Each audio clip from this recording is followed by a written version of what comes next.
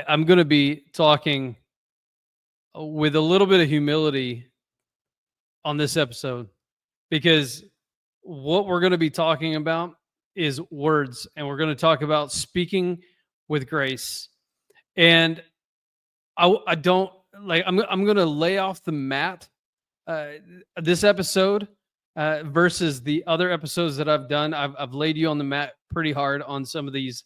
And this one is going to be a little bit different because, guys, we're not nailing it in this area for the most part, all of us.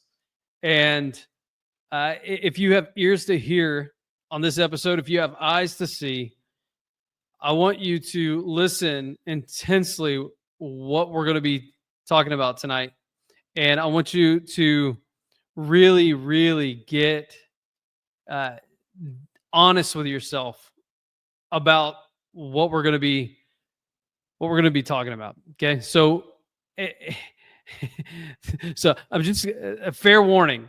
Okay, I'm going to be talking to myself majority of the time, and I want you to almost pretend that you are on a fly on the wall, and I want you to listen in. Okay, all right. This is your weekly win podcast. My name is Randall Burris. I'm so glad you're here. In fact, if this is your first time here, man, I appreciate you coming in and listening to this. These episodes have been fire um, all the way up to now. Like, we are about to dive into the week 2 of this, and I am excited. So, if for those of you who have one, go ahead and get your book out if you're not driving. If you're driving, just listen in. You'll be fine. But you can get my book called Couples Prayer Guide. You can get it on Amazon. Just go to my website, hit buy now, and it will take you to the Amazon store to purchase this. It's $12.50. You can also get it for free as an ebook. It's not as good because you can't write in it, can't highlight in it, can't do anything in it unless you print it out for yourself. Then you can. But one way to support me is just buy it. So I got to make money. So that's one of the ways I'm doing it. So get this book. We're going through this book for the next 30 days. We're on episode 9, guys, and so I'm excited. So for those who haven't gotten this book or haven't listened to this, we've been doing this. We've been doing it 9 days or 9 weeks 9 weeks so far. So every episode I post every Thursday, and it is right in your podcast wherever you listen to podcasts. So anyhow, let's jump in. As always, we're going to jump in with the scriptures. Okay, so we're going to Colossians chapter 4, verse 6 tonight. And I am going to be reading here. It says, "Let your speech always be with grace, seasoned with salt, that you may know how you ought to answer each one." Let your speech always be with grace, seasoned with salt, that you may know how you ought to answer each one. Okay, so that's the anchor for this podcast. And we're going to dive in. And again, this is me in humility, because let me tell you how many times that I've screwed this up. Let me tell you how many times I've said the wrong thing and left my wife in tears. Countless times I have said something in anger. Countless times I've said something out of stupidity, pride, what have you. And it's left me humble. It's left me on the floor. It's left me on the couch. It's left me with the silent treatment. It's left me with a wife who doesn't want to talk to me until I come and repent and apologize, and not just with words, but sincerely apologize for what I said. Okay? Words have immense power in marriage. They can heal or they can wound. They can build up and they can tear down. Many couples struggle with harsh and careless words, especially during disagreements. Am I the only one? Man, I we have some disagreements on our table, and it gets heated. For one, my wife and I are like fireworks. We don't, we get along for the most part. We get along very well, actually. We love one another. We are on the same team with one another, and when we are troubled, when we are angry, man, we pent it up inside and we don't say anything. We just kind of let it marinate. And then all of a sudden, it's like shit hits the fan and it explodes. Like it is not, it's not pretty. Even the kids, they'll see it and they'll be like, okay, I'm going in my room and I'm coloring. And because we're pretty passionate, but we come from, when we do disagree and when we do use words that are not helpful, we do in the sense of like, you're my best friend, you're my wife, I love you with all my heart, I have no intention to do anything stupid or anything like that in this nature. It has this sort of background to it, like safety to it. But let me tell you, there's been some times where it's not felt that way, where it is, man, like it is so intense that sometimes I have to walk away. I have to walk away. But I've used some words that have not, that have been careless. So in our disagreements, what do? Well, Colossians urges us to let our conversations be full of grace, seasoned with salt, meaning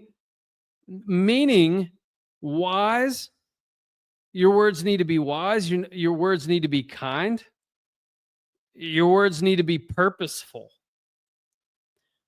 Man, let's just sit there for a second. Let your words be wise, kind, and purposeful. All right, let's go on. I want you to reflect on a recent interaction you've had with each other. Have your words been uplifting? If they have, congratulations. You're better than most. But if you haven't, I want you to think about that. Have your words been uplifting, or have they stung? Are they darts to the heart? Are they arrows to the soul? What are your words like?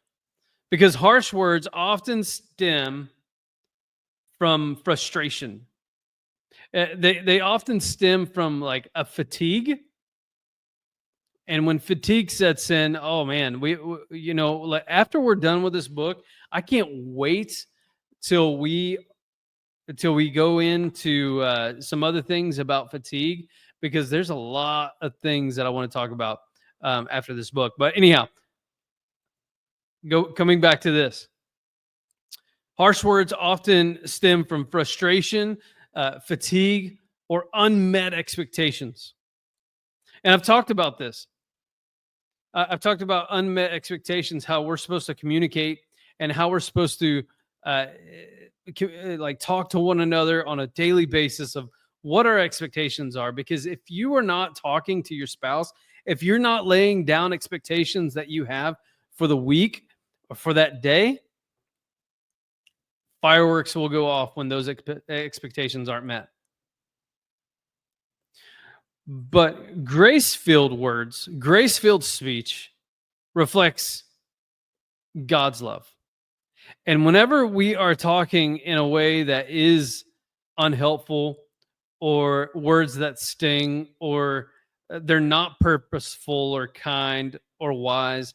It often stems on from a belief that we have or an unbelief that we have of God. We don't believe God in some sort of way in that moment. And so when we don't believe God in that moment, words fly, and they fly hard. It's kamikaze 101. Like, it is not good. All right? So it stems from a place where we are not believing God for something. All right? So Jesus spoke truth with compassion, even when correcting others, right? We see that. We see that he's been kind and firm. He's been full of grace and truth. When correcting others, he had salt words, he had meaningful words, purposeful words. Consider a time when your spouse's words and actually encouraged you, and how did it strengthen your bond when she spoke encouraging words to you? It was pretty incredible, right? When my wife praises me for something, or says I did a good job, something, or I overhear her telling someone about something I did great, man, there's no better person out there than when my wife says amazing things about me. I could care less about other people and what they say or what they think about me. When my wife says something good about me and she thinks good of me, like, that's all I need to get by in life. It's amazing.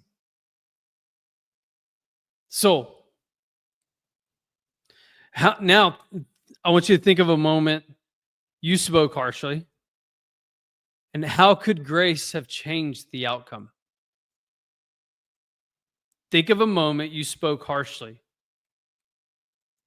How could grace would have changed? How would grace have changed that outcome?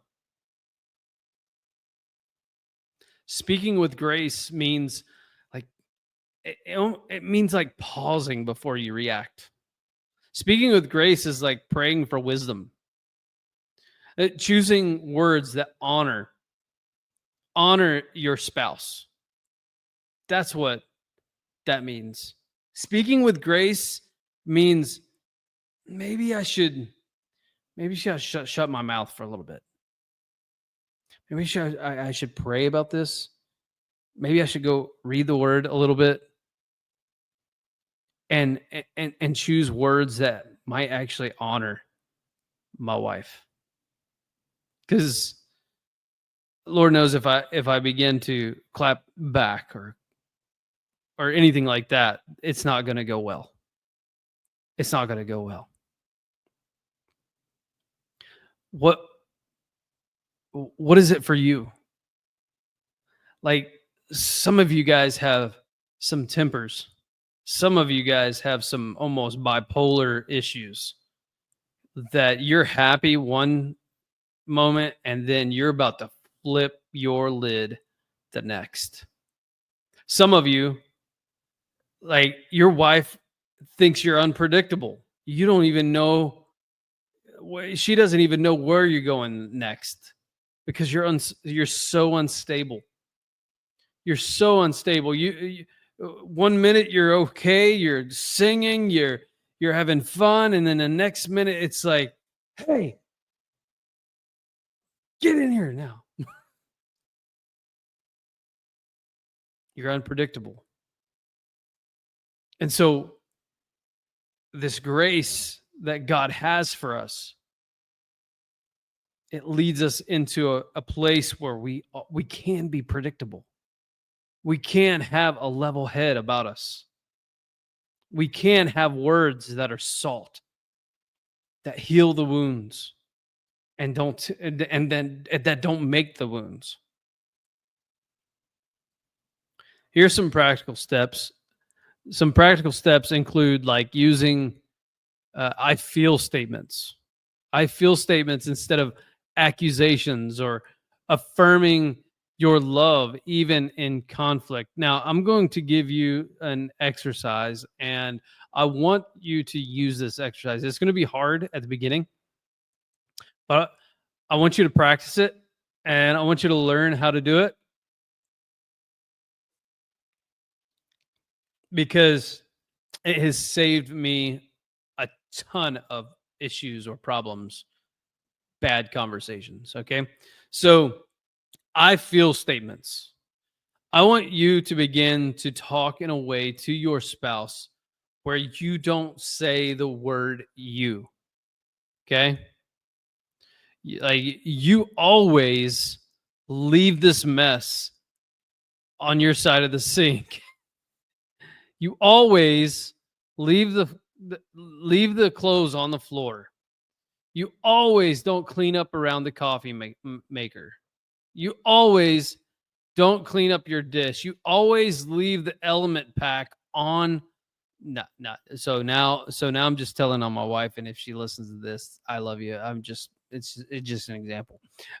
But yeah, so I want you to practice not using the word you in attacking someone and attacking your wife. I want you to use the word I. All right.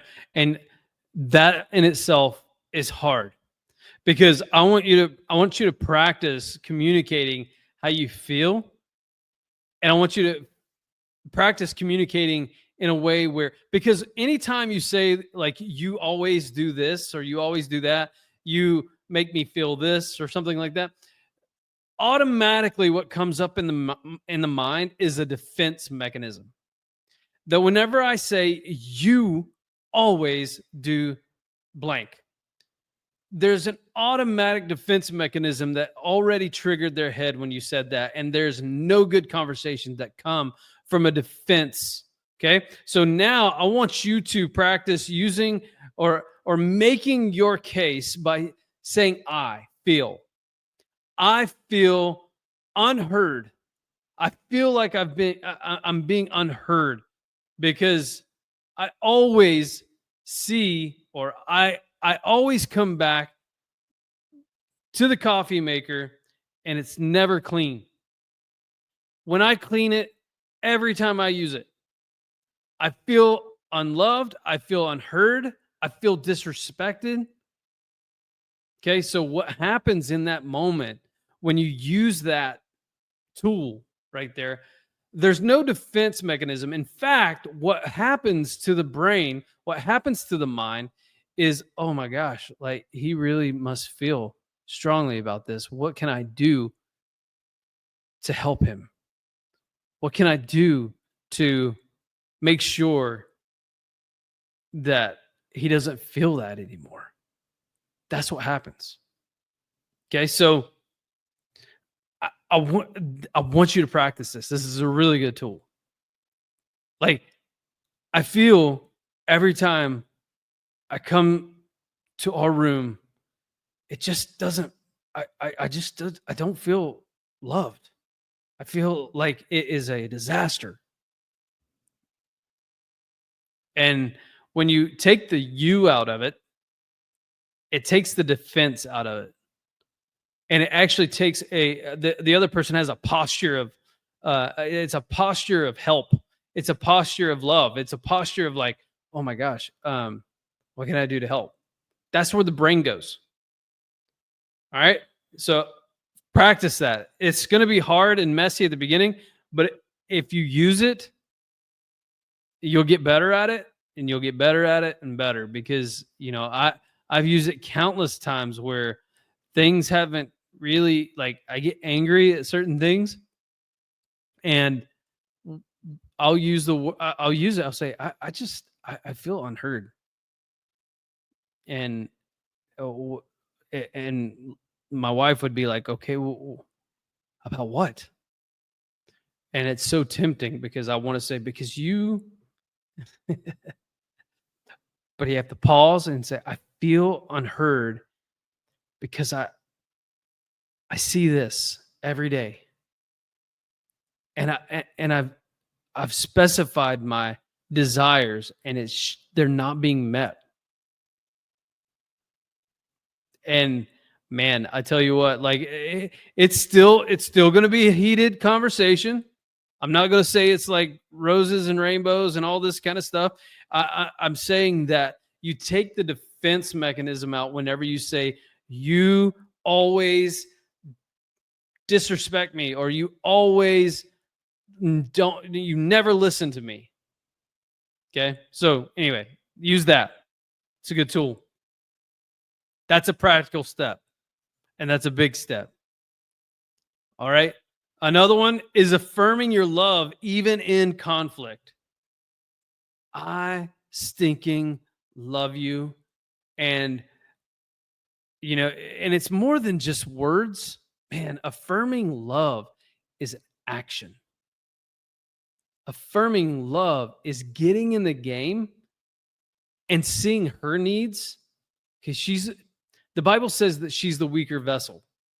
Okay. Take that for whatever you want. Whoever's listening to this episode, this podcast, the Bible says that the woman is the weaker vessel and we are the stronger. The men are the strongest. Okay. So now you have a double down responsibility to be the strongest. You are not weak. You're not the weaker vessel. So this is your opportunity to step up, stop acting like a sissy pants. Okay. Stop acting like, you're not supposed to do the dishes, and you're not supposed to do laundry. You're not supposed to do some of this stuff, and affirm your love for her in the conflict. Whenever there's a conflict, step up to the plate and do something that she knows that you just don't do. Just step in the game. Go do the dishes.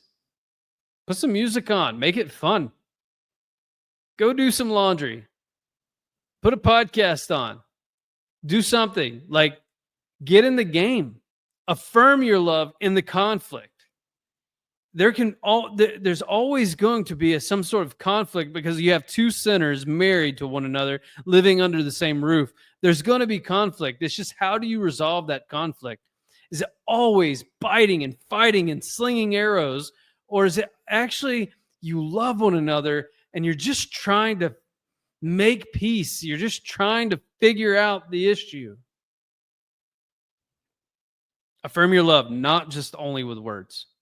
Because I love you doesn't work when you're not showing that love anywhere else.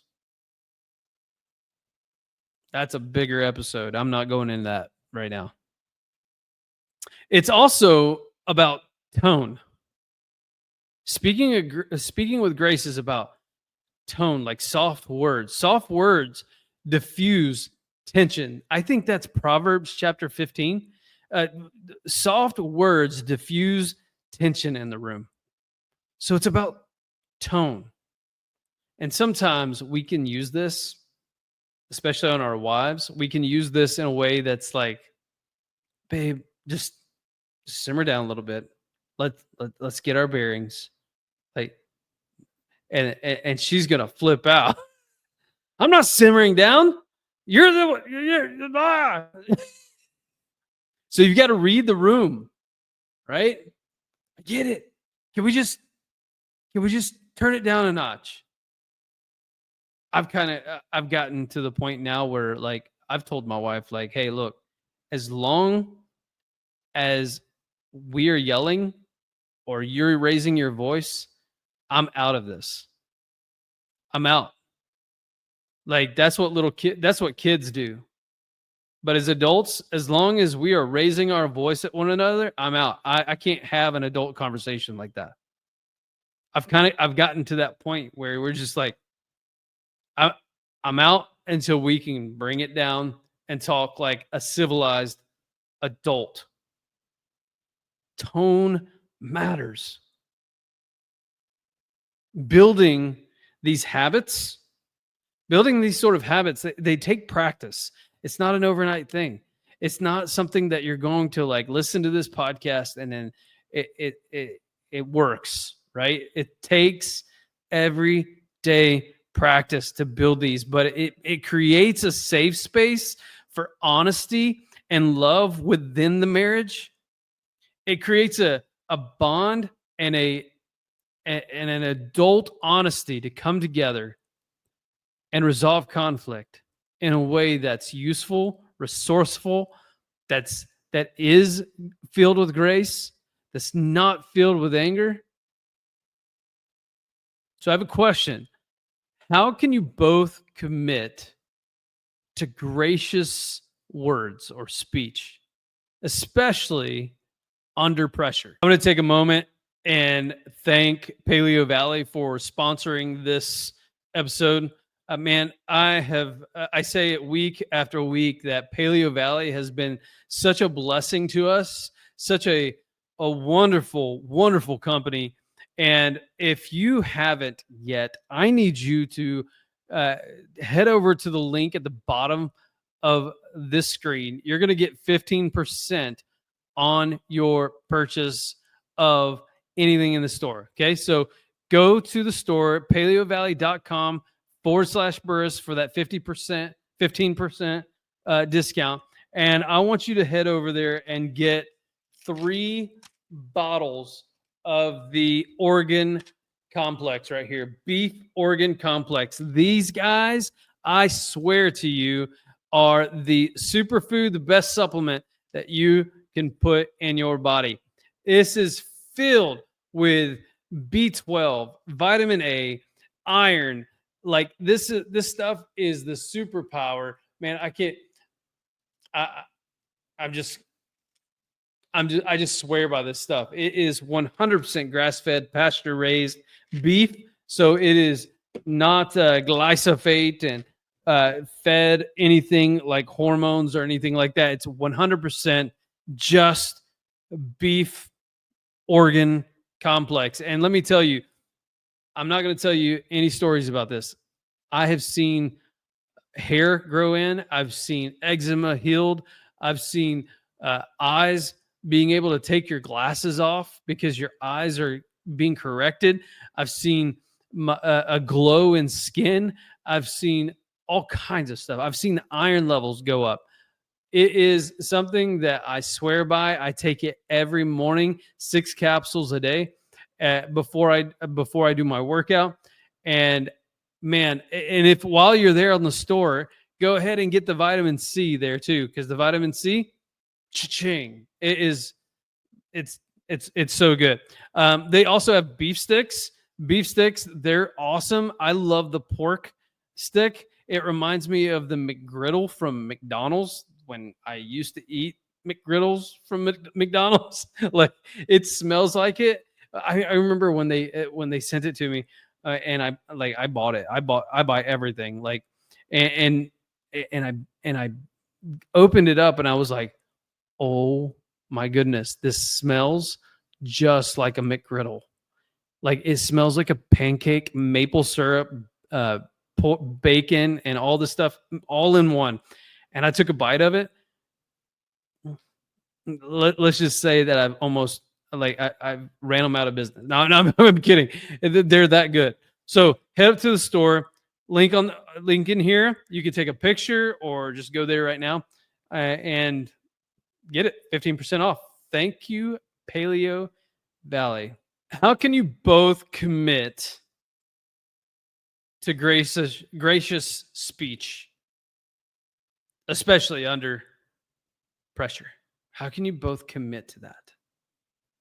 Like, take a minute, take some time, and mull over that for a little bit.